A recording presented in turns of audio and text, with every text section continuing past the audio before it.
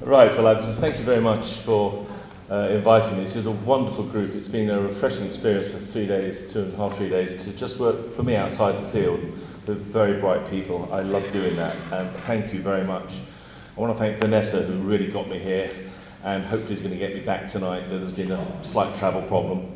I've learned that if you come to a conservation conference, you have to get nice pictures. I didn't have any. But I was at a conference in Banff in Alberta recently, you'll recognise it, and it is sort of relevant because they've actually dug out of a beautiful forest a conference centre which is sublime. And I was just thinking last night what damage they've done to the local ecology. The benefit is it's also an arts centre, so you get very fine arts there, and I was trying to monetise the arts value that you get doing that. So that's where that is. And much more important picture is this one. Why average treatment effect is unimportant and why outliers matter. Now this gentleman here is called Fernando Torres. He plays for Chelsea and his average treatment effect is close to zero. He cost us £50 million and he scored about 9 goals in about 2 years and is utterly useless. However, there was 1 goal he scored against Barcelona 2 years ago in the 94th minute, which made me the happiest man on earth. I have a video of Puyol chasing him down the track, down the pitch, and it's just sublime. So outliers do matter, even though average treatment effect, he can go tomorrow to Atletico, wherever he came from, but actually he's a very nice young man. I shouldn't speak ill of him. Okay.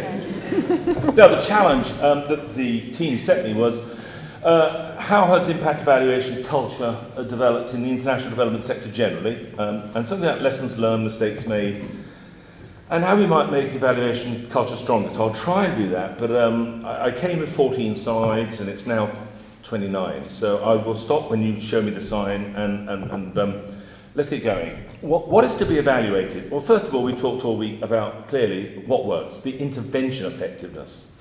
We've also talked about implementation effectiveness, how it works, why it works, under what conditions does it work. We need both, and they count as impact evaluation.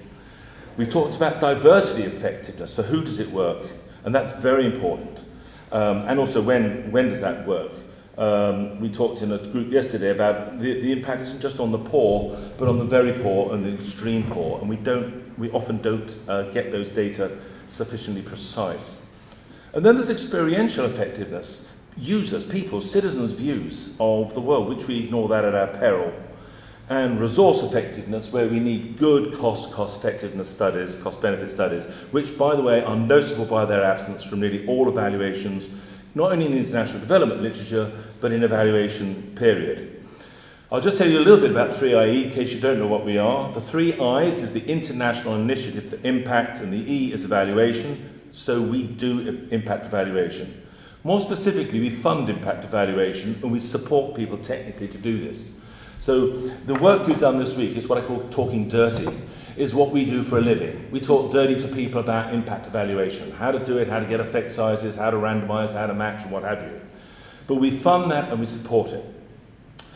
We also do systematic reviews of evidence, which is actually the area of 3IE I'm responsible for, and that's important. And in both the impact evaluation side of our work and systematic reviews, we cannot find good cost data, cost-benefit data. So we're building models, standardised models that we're running against some of the impact evaluations and the SRs that we get. So that translates into what are we doing in national development sector? Theory-based evaluation, which is that how is this policy, this program, this initiative supposed to work? Impact evaluation, sometimes called summative, which is, well, does it work? Or if you're doing ex ante, will it work? Or if you're going to do it post, has it worked? And then we need process, formative evaluation, which goes to the how, why, and under what conditions. And something that we're calling developmental evaluation is building the evidence base over time. And this is something I want to move on to. I put this in last night after a discussion over dinner. We need to distinguish between building a strategic evidence and operational evidence. What I think this group's got to focus on, if I may suggest, is you've got to think about the next 5, 10, 15, 20 years. You're building an evidence base And that's where things like impact evaluations using randomization and the QEDs come in handy, because you've got time. You need to think about 3, 5, 10 years. Okay? That's thinking strategically, so that when we get to 2020, 2025, we have an evidence base. That's precisely what we've done in medicine and public health. We started doing this in 1990 with the Cochrane collaboration. We now have a huge evidence base, 5,500 systematic reviews and thousands of impact evaluations to help us make better decisions. But that's doing our work strategically. The discussion we were having this morning was largely about doing operational evidence, which frankly you're not going to influence, not very often.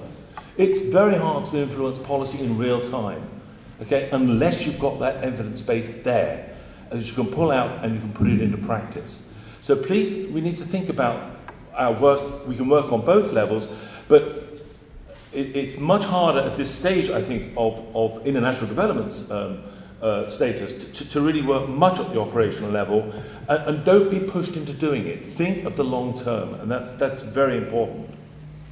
So we need to ask, what is the question?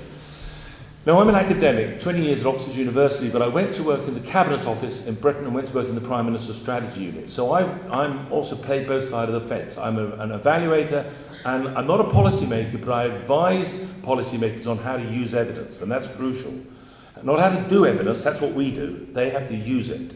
There are 7 questions that I've learned that I think dominate the policy process. And I'll use our language. First of all, in the blue call-outs, how is this policy supposed to work? We now ask policymakers to ask that from the outset, because policy starts way upstream. It starts with manifesto commitments. It starts with slogans that are dreamt up by political parties that have no evidence base to them at all. So we're going to privatise, we're going to nationalise, we're going to environmentalise, but they don't really have a policy. So you have to say to them, well, how's this supposed to work? And that's where our theory of change comes in. We build a logic model. And last week, I was in South Africa just before Mandela died, and I was in the Mandela Rhodes Hotel. I was staying there, and on the wall there was this wonderful quote by Mandela: "Thinking is one of the most important weapons in dealing with problems." And I have a version of that, which is evidence-based evidence is no substitute for thinking-based evidence, and we don't think enough. So we need to put a lot of time up front into building how a policy is going to work. What activities, mechanisms, I'm trying to pull together what we've said this week. What people have got to be in place? What's the sequence? Can we build a causal chain? What resources are required? And above all, what are available? And that's where the cost element comes in. What data are required, both quant and qual? And what data are available? And we need both sociological, anthropological, ethnographic data, as well as numeric quantitative data. And sometimes when we're building policy in a good strategic policy team, we say, this policy is not ready to go. This program cannot run. We hold, wait, do something else. We have something else to do. But evaluations like that, I've often advised that we don't do an evaluation because we don't have the data. We don't have a clear model of how it's supposed to work. So deciding whether we should even evaluate is where the theory of change comes in. Then, second question, what do we know about a question or an issue? And this is a sell for the systematic reviews movement. We need to harness the existing evidence. If I take anything for these last 2 days, I've heard about 20 studies that can contribute to a systematic review of what we know. We've got to pull it together. What we're trying to do in the systematic review movement is to stop the culture of the latest study has shown, which is terribly dangerous. The latest study has shown doesn't tell us much at all. It's the latest study. Okay? It's when you put it together with the last 30 studies, 50 studies, 100 studies, you start getting the generalizable, the signal, and you start getting the noise. You know what is generalizable and what is context specific. And just some of the tricks we have for that, I can't go into this in the time available. Statistical meta-analysis, which to me is the most powerful tool we have in the box, where we pull together 20, 30, 100 studies and work out an overall cumulative point effect size with confidence intervals. This is powerful. They take a long time. Look how long they take, 6 to 18 months minimum. When we can't do that, we do a narrative systematic review. To go back to Alex's point, we tell a story. What do these 20, 30 studies tell us? And they're just as important. When I was in government, I couldn't get anybody interested in this because they said, Phil, you've got between 1 and 13 weeks to summon the evidence. So I started doing rapid evidence assessments. I do exactly what's in the top 2, but I do it in 13 weeks. You cut corners, you economize, you're as rigorous as you can be. Unfortunately, with modern data searching, you can be pretty rigorous. We managed to do these rapid evidence assessments and then went on to develop a more systematic review of the evidence. Sometimes you can just provide an evidence map, and by gosh, you guys are good at mapping, wow. But I mean mapping of the evidence, and that includes these things called gap maps, which I'll show you in a minute. When you actually plot from systematic reviews all the evidence we've got, you not only show what we know, but more importantly, you show what we don't know. It's called the Donald Rumsfeld principle, if you know what Donald Rumsfeld said about that. And then we need meta-ethnography, meta-qualitative studies. They're just as important, okay? And it's a whole field that we are of specialism, how to synthesize qualitative studies. So we find out, again, they use a different language. They say, what is the metaphor? What is the principle? What is the ethos? That's the language. They don't talk about validity. They don't talk about point effect sizes because they're not relevant. They have a very different language, but it's very important and helpful research. Now that, my friends, is a gap map. This is the gap map on HIV/AIDS. We're developing one on climate change and one on agriculture. On the axis here we have the interventions, and on the other axis we have the outcomes, okay? All we've done is we've mapped the systematic reviews that we've got. The greens are high quality, high confidence evidence. The yellows, if they come out yellow, are moderate, and we quantify that.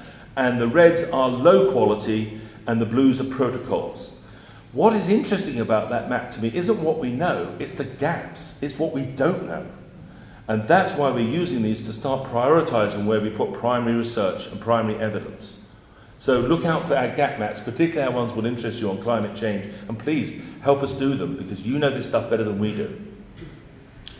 Third question, what is the nature of the problem? What's the size of the problem? What's driving it? Okay?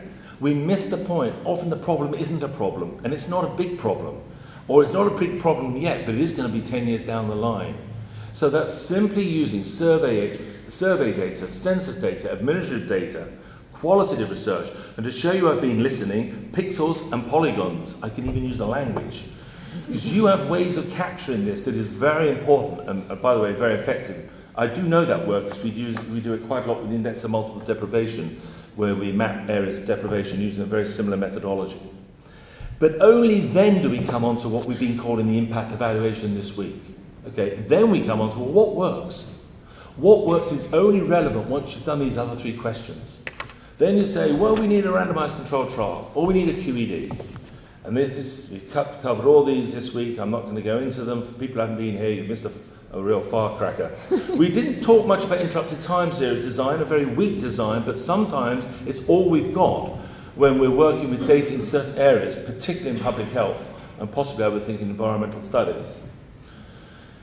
5th question, or is it the 4th, is then how do we implement this? How do you get it to work? This is what I call implementation evidence. Somebody mentioned during the week, we talk about implementation science now as a discipline, where we try and, it was Paul, we actually try and randomize or QED the interventions so that some people get it in one way and others get it in another. But we need to supplement that with case studies, with interviews, with focus groups, with ethnography, with operations research, which in government is one of the most important tools we've got. These are the guys who break down a policy issue down into constituent parts, into the theory of change and operationalize it, and identify what's got to be implemented in a sequential way. Next question, what's the cost of this? And I repeat, without cost data, impact evaluations are as good as useless in policy and practice. You're not going to get it through the Treasury or your finance department until you've got a cost structure. And without it, it really is useless. So you've got to start building cost analysis, and then you can do cost benefit, cost effectiveness, and cost utility analysis.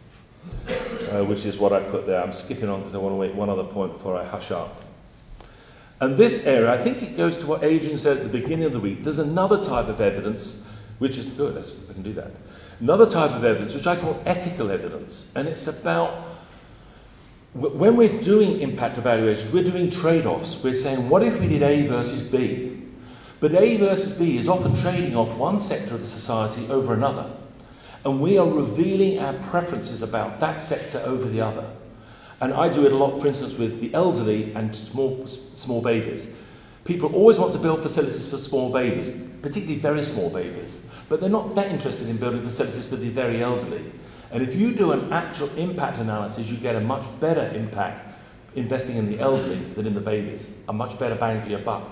But nobody wants to do that because it reveals a very different set of societal values, that we value babies a lot more than we value oldies, okay?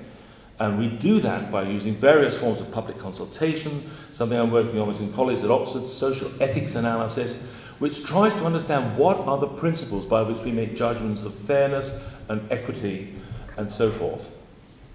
So that, if you see, my friends, it's so simple what evaluation is about. It's a walk in the park.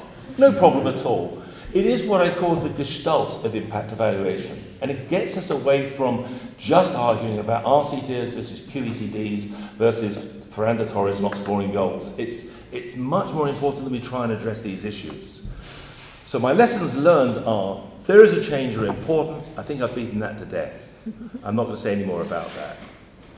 Second, counterfactual evidence is important. For those who weren't here during the week, that means it's nice to know what would happen with and without the intervention. We need to establish this important value of the net effect over what we would do if we did something else. And by the way, the net cost would be helpful as well. And we have a range of evaluations. We've pretty much exhausted the toolbox this week, but there are very excitable ways we can do this. You're not hidebound to a randomized trial, to a PSM, to a DID. There's lots of things we can do, and we must use them appropriately. That's the most important thing. And I think that's probably so for the area of, I've certainly learned this week, conservation evaluation. You're doing it. But more importantly, we need more and more of these evaluations, but can I make a bid for high quality evaluations? Because we're learning from the systematic reviews movement, the majority of our work in international development doesn't get anywhere near the standards of quality I think we've been talking about this week. Oh, this is important. Louise mentioned this, nobody else did. Statistical power is important. It is very important. Underpowered RCTs are not very helpful, okay? Underpowered anything aren't. So power is important. It's not just a question of how we do the allocation bias. Third, lessons learned, systematic reviews really are important for these reasons. They establish what we know and what we don't. Don Romsfield. It helps us establish the balance of evidence. It gets us away from this latest policy the latest study has shown. It tells us about the strength and the quality of evidence. We hold evidence up to very high quality thresholds. A criticism of 3IE is we put the standard too high, so things are failing. And we take a lot of flack for that, which is why we actually have our green, amber and red. We actually go down to the low quality evidence. My colleagues in the Cochrane collaboration say if it goes below that threshold, it's out. It's not evidence. And that's a debate to have. Where do we put that threshold? It helps us know where we've got to do our primary impact evaluations. It helps us determine what's generalizable and what is context and culturally specific. And it gets us into these mechanisms that Paul led our discussion on. The mechanisms out there in the real world by which policies are delivered, they fail, they succeed, and so forth. And for that we need often really good meta-ethnography. Not just going out and getting the numbers, we need to find out why they failed and under what conditions they were to succeed. Now this is a systematic review 3IE is just about to publish on PES and decentralized forest management. It's going to now be January because I read the email last night, it's got held up yet again. And what the questions were basically, to what extent do conservation and poverty reduction goals conflict? We've been discussing that this week. How do different conservation strategies fare in terms of trade-offs? And is there a win-win? Can you get both? What I want to take you to is they started out with 1,392 studies and they landed up with 11 that were included. Only 11 quantitative experimental, quasi-experimental studies were included. Only 9, qualitative studies. Now that's a lot of those thousands because they were not within scope. But you will see 125 of them, they just didn't make the cut in terms of scientific quality, and almost identical for the DFM work, okay? We need to debate that. Are we cutting out too much evidence by holding the bar too high? All I would say about this, there's just a low quality of evaluations, poor methodological quality. What's the problem? They didn't find a single acceptable RCT. They found RCTs, but they wouldn't include things that were done badly. Poor matching, lack of exogenous independence, lack of attention to spillover, all things we talked about this week, and just bad, inadequate reporting of standards, errors, and confidence intervals. Statistical reporting is just badly reported. This, by the way, is a message to editors. Get your act in gear. You're publishing a lot of nonsense across the piece. We used to do this in medicine. We don't anymore. We cleaned our act up. But a lot of the social science and political science stuff is just rubbish. Okay, and I've published a lot of it myself. Okay, same with the DFM stuff. And lastly, what we've been discussing this morning, getting policy into practice, evidence into policy into practice is important. Dissemination, my friends, is not enough. You can send your papers where the heck you like. You can publish as much as you like. That is not dissemination. Well, sorry, it is dissemination. That's not getting evidence into policy. You've got to get early engagement with policymakers and practitioners. We call it front-loading. So we front-load the questions that we asked and what the issues are. Practitioners and policymakers often have a better idea about what are the issues. And we often rather, I think, arrogantly think that we have a better idea of it. Also, we haven't discussed this week, who the heck are policymakers? They're politicians, well, don't count them, they're not even in the game. They're largely civil servants, of which there's about 10 classifications of civil servants who do policy making. Okay, and you've got to find the right one. Okay, and you've got to get up the policy tree. But then there are people at the local level. There are people running the village pump who are policymakers. There are people who run NGOs who are policymakers. And they're not the same, and they've got very different evidence needs and very different evidence understanding. So please let's find out what are the interpersonal networks, the conduits through which we will work. I was saying to Jordi at dinner last night, often I go to the chief scientist at DFID or the chief scientist at Save the Children. I try and get to people who policymakers listen to. They don't tend to listen to academics. They don't, frankly, like us very much. And we speak a weird language. So they don't want to speak to us, but they may want to speak to conduits in between. And I played that role for 7 years, that conduit role. And it also needs active management. You work the hell out of evidence. You work it just as a PR person works nonsense, okay? And there's this new industry called knowledge brokering. DFID now has a team of knowledge brokers whose sole work is to work the evidence in government. So you need to get into that knowledge brokering setup if you want to get evidence into policy and practice. You've got to get them to trust us. They don't, partly because we often ridicule them and show them how stupid they are, and it's reciprocal. They often say some very nasty things about us. If you want a very nice read, we published a document called Analysis for Policy when I was in the Cabinet Office. We interviewed 60 of the top civil servants in Britain, and you wouldn't believe what they said about researchers. It's almost unpublishable, so we published it. We are the last port of call they go to for evidence. There are much better and more effective providers of evidence than us. And we've got to combat those. These will be lobbyists, pressure groups who use evidence selectively. They use wrong evidence, but they're very good at getting into policy and practice. So we've either to get like them, or we've got to use them and exploit them. But we were very low on the, I say we, the academic community, very low on the pecking order for getting evidence into policy and practice. I'm not going to conclude, I've said it all. That's who I am.